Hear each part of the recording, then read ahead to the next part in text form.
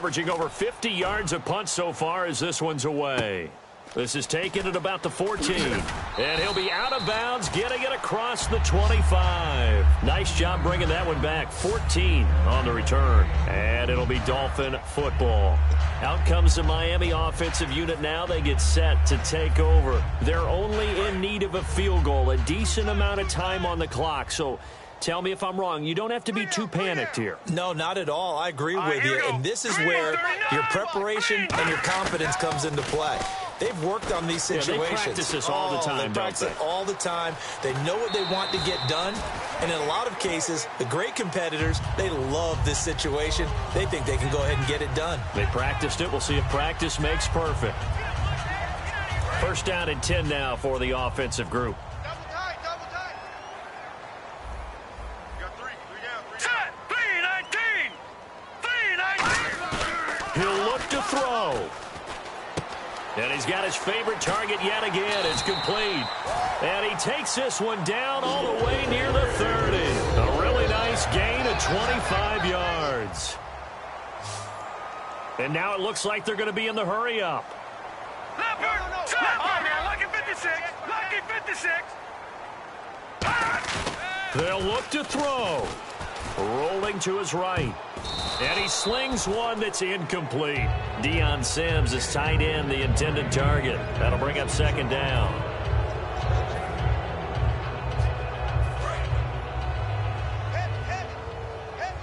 Gone. They come out with one back and three tight ends. And he's just going to throw this one out of bounds here. Nowhere to go with it. Incomplete. Let's face it, you can run the route tree as many times as you want, get in sync, practice it, do all those things. But once you get to game speed, it doesn't always time up quite that well. That one goes incomplete. Double tight, guys, double tight.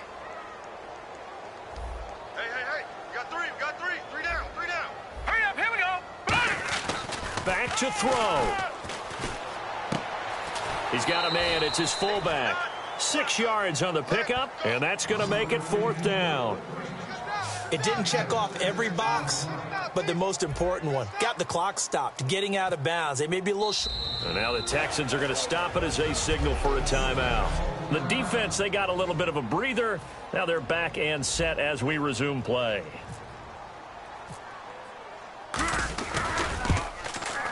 And Brown able to put it through. And that will tie this game here in the final minute of play.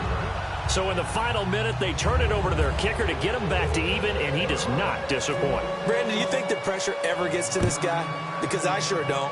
That was pretty smooth right there. But I tell you, he better not rest on his laurels, because there's a good chance they may need him again if this game goes to overtime.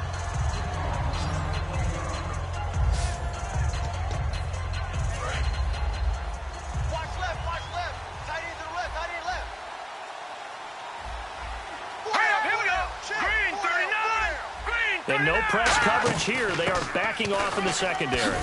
And he's going to be met at the line of scrimmage and taken down. Credit him with a 1-yard gain there to make it 2nd and 9.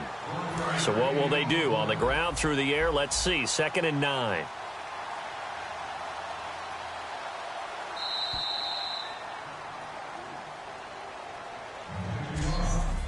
So we saw a lot of points. Overtime comes. The defenses, they clamp down. Rather amazing, isn't it? Because would you have even thought that we'd get to overtime after what we witnessed for 4 quarters? Not at all. And have 0 points on either side? Not a chance, right? And somehow it happened. We always talk about making adjustments. Maybe both defenses took 4 full quarters in order to get an adjustment. Got 1 good period in for both defenses, and now they go home. You buying tonight? I thought it was you. I did last week. I did the last 2 weeks. Oh, I was trying to go for 3. Dinner on you, my good Trying man. to go for 3. Nothing between these two teams for 4 quarters. Here we go to begin overtime. This will be fielded on the back line of the end zone. And he'll very wisely take a knee here as they'll bring this one out to the 25 on the touchback. And now out comes Houston, set for their first drive here in overtime. And this is where the crowd can really become a factor. They've had to battle it all day, but I know what you're saying. In overtime, that gets doubled, doesn't it? At least, because now the crowd really wants to be involved and help their team. And that first drive can dictate the whole thing because they know if this team takes it downfield and scores a touchdown, it's game over. It's been loud in here so far. Here's a give to Miller. And they get him down, but...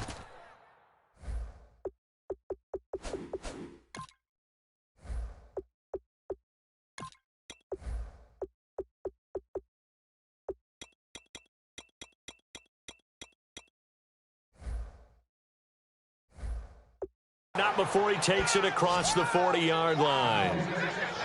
Really good, skillful, tough running throughout this contest. Picked up first down after first down. He's got to have a nickname, doesn't he? How about the human first down machine? I think that fits. All right, now, look at 56. They'll run it now out of the gun. And he'll be brought down, losing yardage back at the 40. That's going to go as a loss of 2, and it'll be second down. All right, partner, despite my eating habits, I'm not big enough to play offensive tackle, nor am I quick enough. But with the defensive ends nowadays and their speed, those guys have to be able to punch and dance, and it's a tough, tough job to contain them. And they can't get the long connection as it falls incomplete. So incomplete on second down. Now they'll look to convert here on third. Here we go now. From the shotgun, Osweiler. He's got time. He finds his target, Fuller. And he will have a first down here at about the 40. A good pickup there of 20 yards. And now he's closing in on 450 yards passing. That's an incredible number. I mean, you're talking about the best defenders in the world that you're trying to throw the ball against, and you're creating that type of a number. Fantastic job, fantastic performance. And he's going to have to ice up his arm afterwards, too. Dumps it complete to Miller. 5 yards on the pickup, and that'll make it a second down. So many times you hear today's NFL described as a space game. Get your best players into space with the football in their hands. That's why sometimes you just swing it out to your runner, get him out in the flat, and let him have a chance to make people miss an open field. Now Osweiler. He's got time in the pocket. Underneath for Miller. And he'll work it inside the 30 to the 29-yard line. Not only did we just see back-to-back nice gains, but we're also seeing the confidence rise, not just for the guy who caught it, but the guy throwing it as well. And these back-to-back catches here out of the backfield, that can set something up downfield in a later sequence, right? A lot of the time, it starts to draw the defense closer to the line of scrimmage. So to your point, show this swing pass, show this check down. Maybe later on you heave one deep when you catch them close to the spot. They isolate Hopkins on the left side. Again on 2nd and 10 now. It's Osweiler. Drops it to Blue. Complete. And inside the 20 before he's brought down. A nice pick up there, 10 yards, and it'll move the sticks. I think the best offenses love to get the ball to their running backs in open space because they have the ability to make people miss. And they also have the ability to run over people. And if you do that throughout the game, after a while, they might just run through some of those tackles and go a long way. Well, we saw him shed a nice tackle on that play. That throw good for 4. It's second down. Got to give credit where it's due. Really nice defense on that play. The pitch and catch was successful, but not any run after it. Green 39. Green 39. To throw again is Osweiler. This will be caught at about the 3. It's a nice pickup of 12 yards, and it gives him a 1st and goal. And now for the offense, this is play number 11 here on this drive. Hey. 4 down. All right, here we go. Someone moved. Flag is out. That's going to be 5 yards. And that'll drive coaches crazy. You work all week on dealing with loud crowds, on dealing with motion, and then you have a guy jump. And a really long drive here, and it goes on and on. 4 down. Miller, the lone setback. Osweiler will throw again. And the tip there altered the ball flight, and it falls incomplete. It'll be second down. So incomplete on first. Let's see what second down has in store. Really nice play by the guys on the defensive side of the ball, but for the guys on the offensive line, they're doing a nice job of trying to protect their passer. But when a guy hops in the air and goes airborne to try and knock one away, it's difficult because you can't reach out and grab him. That'll be a holding penalty. So all you're trying to do is make some type of a play on him, make some type of contact to try and get his arms out of the sky. And movement here by one of the Texans up front. In comes the flag. False start, offense. So a costly penalty and now a tougher third down situation. Here we go. Out of the gun, it's Osweiler. That is caught at the 7-yard line. And he's able to get it down to the 2-yard line. It'll be a pickup of 10 yards. And that will bring up an interesting decision here on 4th and goal. Now the Dolphins are going to take another timeout here. They'll be down to just one remaining as we step aside here in overtime. There we go. Nice play, baby. So the field goal unit is on the field as this is a big spot right here. This to at least get them a lead here in overtime. And the 10-year vet knocks it through the goalpost, and that will break our tie and give them a 3-point lead. All right, so they're able to put 3 on the board here on the opening drive of OT, and now it'll be up to their defense to try and see this one out. So remember now, a field goal on this next drive would get us to sudden death. Any kind of turnover or turnover on downs would end the game, as would any touchdown. So this one's still very much up in the air.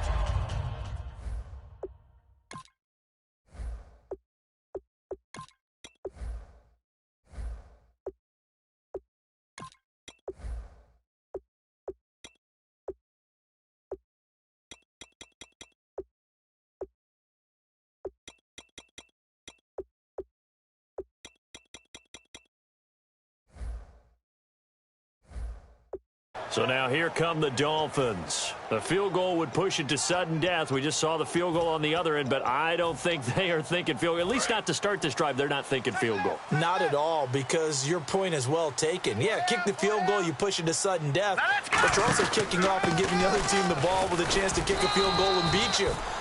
Get the touchdown, finish the game off. That has to be the mindset. The big man, Vince Wilfork, able to get him down.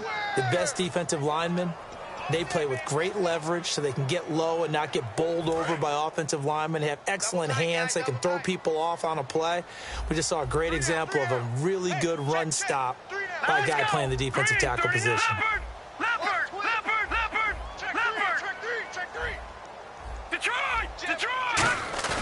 Here's a play fake as they set up to throw. Oh, he's got a man wide open, complete.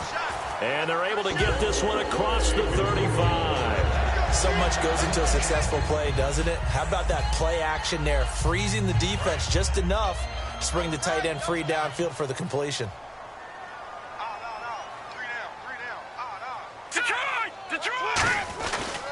And they'll try the ground game here with the running back. Room here to run.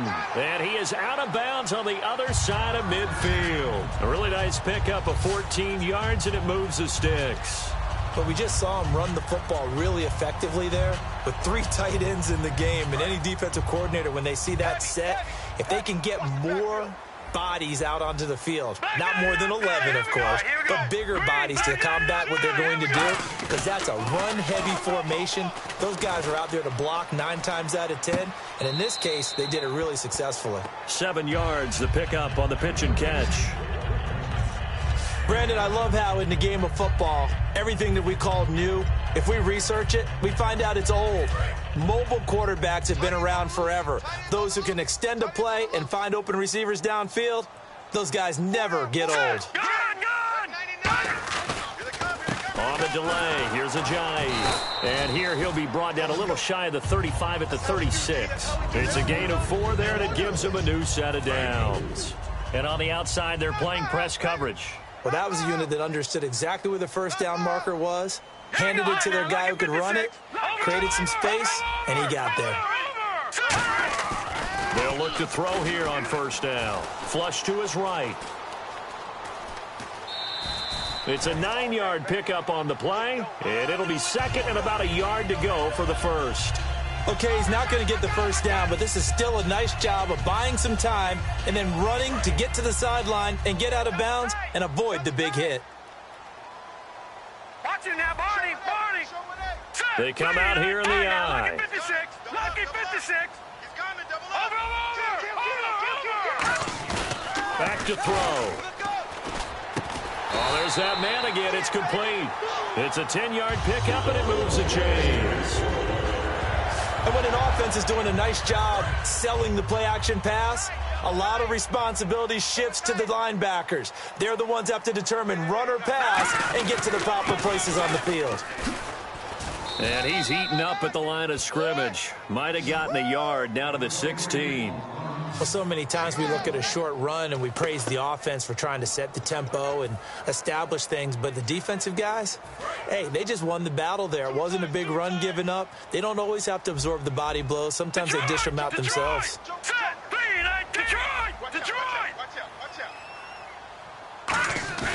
On play action, they'll throw. They'll roll him out right. His throw caught at about the 5. A solid pickup at 13 sets him up first and goal. I think by now it's been demonstrated quite well in the NFL that mobility is an attribute, but when you couple it with accuracy, you've really got something going. Able to get outside the pocket and complete the pass. All right, now, lucky 56. Lucky 56. They'll look to throw. And he's going to be swallowed up and taken down. Sacked back at the 5-yard line. On any first and goal, the real estate to work with for the offense is really cut down, and the defense knows it. So they often bring heat and pressure, which they did on this play. Got him down for a loss. Not a big one, but any loss of yardage in this position is tough for an offense. Watch 23. We got heavy. Everybody Hurry up, here we go. All right, now, lucky 56. Lucky 56. Leopard. He'll look to throw. That's caught at the 1. 4 yards on the completion, and it sets up a third down. I'm wondering if the same thing went through your mind as mine. When I see a big man like that make a catch, all I keep thinking to myself is, big man with football. Look out, everyone. He made. Now whistles come in. We're going to get a timeout here by the offense. So that will be their third and final in this overtime session. And as they talk it over, we take a break. We'll be right back. Set. Green. Gun. No. Check. Now this time he'll look to throw. And caught by Cameron right side. Good defense holds him to only a yard, and it'll be 4th down. He wasn't the primary target, but I think it was almost like a check down situation, wasn't it? Yeah, hoping he can break some tackles. A big.